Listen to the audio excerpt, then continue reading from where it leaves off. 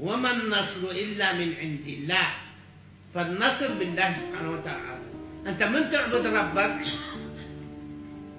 تقتدي بحضرة الرسول. يوم من الأيام الرسول ما ترك العبادة في سبيل الدنيا، ويوم من الأيام ما ترك الدعوة المحمدية أبدا.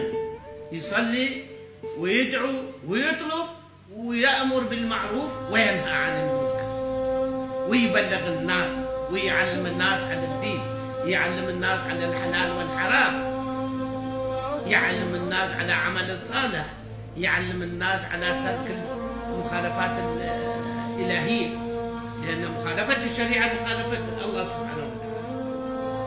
فإذا أنتم دراوشي كسلزانية أهدافكم مرسومة من قبل الرسول، من قبل الله سبحانه وتعالى. نزل القرآن: اقرأ وربك الأكرم الذي علم بالقلم علم الإنسان ما لم يعلم. علمنا بمحمد صلى الله عليه وسلم. محمد هو القرآن، القرآن هو المحمد. قرآن الناطق محمد صلى الله عليه وسلم. لأن الشريعة المحمدية